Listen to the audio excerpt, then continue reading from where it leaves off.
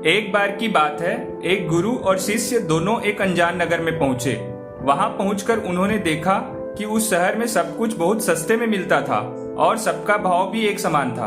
यानी 1 टका में चाहे 1 किलो सब्जी लो, चाहे 1 किलो सोना लो, सबका भाव एक समान ही था। उसमें जरा भी ऊंच नीच नहीं थी। इस प्रकार वहां के माहौल को देखते हुए चेला बहुत खुश हुआ। उसके तो जैसे अब मजे ही हो गए।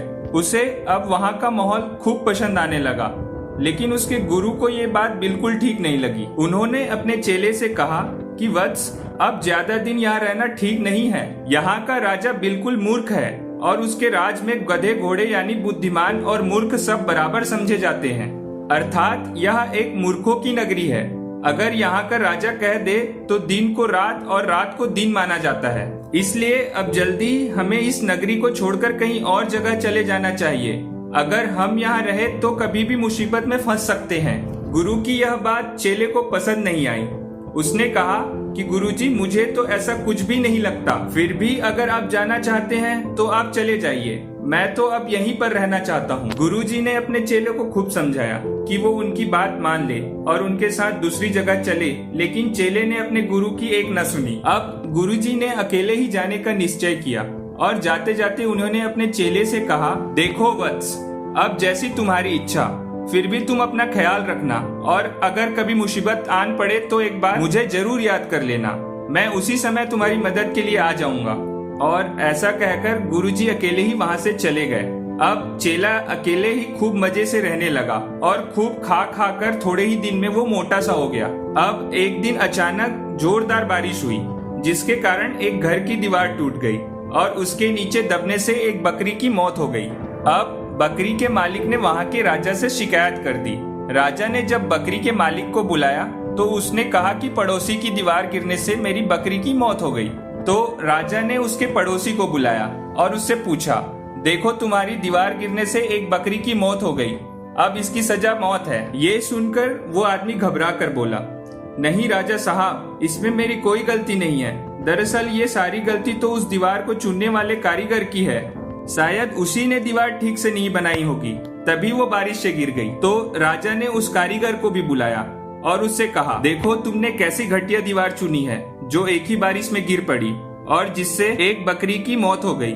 इसलिए अब मैं तुम्हें फांसी की सजा देता हूँ। ये सुनकर कारीगर बहुत घबरा गया और उसने कहा, महाराज, इसमें मेरी कोई गलती नहीं है, क्योंकि मैंने तो पूरी ईमानदारी से उस दीवार को चुना था। अब ये तो उस व्यक्ति की कमी हो सकती है जिसने उस समय दीवार का मसाला तैयार किया था। लगता है उसी ने ठीक से मसाला तैयार नहीं किया होगा।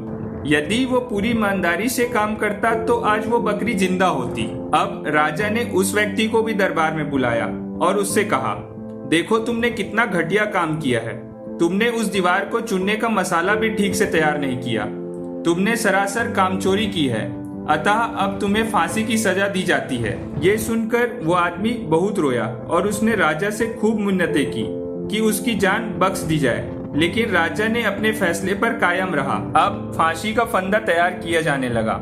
जब उस आदमी को फांसी दी जाने लगी तो फांसी का फंदा उसके गले में ढीला रह गया, यानी फंदा थोड़ा ज्यादा बड़ा बन गया था। अब क्या किया जाए, क्योंकि फंदा थोड़ा बड़ा बन गया था, फिर भी फांसी तो हर हाल में दी जानी थी, फिर चाहे किसी दूसरे को ही क्यों न देनी पड़े। इसके लिए अब ऐसे आदमी की तलाश की जाने लगी जिसके गले में वो फांसी का फंदा फिट बैठ सके। अब राजा के सिपाही ऐसे व्यक्ति की तलाश करते हुए उसी चेले के घर तक जा पहुंचे। उन्होंने उस चेले को पकड़ा और जब उसके गले का नाप लिया तो फंदा एकदम फिट बैठ गया। अब सिपाही उस चेले को लेकर आए और फांसी पर चढ़ाने की तैयारी करने लगे। ये देखकर चेला बहुत घबरा गया। उसने राजा से खूब मिन्नतें की कि उसकी जान बख्श दी जाए, क्योंकि उसने तो कोई गुनाह ही नहीं किया था। लेकिन राजा ने उसकी भी बात नहीं सुनी और चेले से कहा, देखो युवक, हम किसी और को फांसी की सजा का हुक्म सुना चुके हैं, लेकिन उसके गले में ये फंदा बहुत ढीला है, इसलिए उसके बदले में अब तुम्हें फांसी दी जा रही है। अब मैं अपना हुक्म तो वापस नहीं ले सकता, इसलिए इस फंदे पर किसी को तो झूलना ही पड़ेगा ना। अब तो चेला बहुत घबरा गया, क्योंकि मौत अब उसे अपने सामने ही नजर आ रही थी। तभी उसे अपने गुरु की बात याद आई और उसने मन ही मन अपने गुरु को याद किया। इसके बाद उसके गुरु राजा के दरबार में पहुंचे और कहा, हे वत्स, ये तो तुम्हारे लिए बहुत सौभाग्य की बात है कि तुम ऐसे समय मृत्यु को प्राप्त हो रहे हो जब ऐसा योग बन रहा है जब मृत्यु को प्राप्त होने वाला सीधा परमात्मा से मिलता है, यानी उसे स्वर्ग में जगह मिलती है और उसे हमेशा के लिए मुक्ति मिल जाती है। ये सुनकर राजा ने कहा, हे गुरुवर, अगर ऐसा है तो फिर मैं स्वयं ही इस फांसी पर चढ़ूंगा। फिर उसने सैनिकों को हुक्म दिया कि अब फांसी के फंदे पर उस युवक को नहीं बल्कि उसे ही फांसी पर चढ़ाया जाए। इसके बाद राजा को जल्दी से फांसी पर चढ़ा दिया गया और इस प्रकार एक चौपट राजा अपने ही मूर्खता से मारा गया। इस कहानी से यह सीख मिलती है, जिस देश का राजा मूर्ख हो वहाँ न्याय की उम्मीद करना बेकार है। दोस्तों, अगर आपको यह कहानी अच्छी लगी तो अपने दोस्तों के साथ शेयर जरूर करें।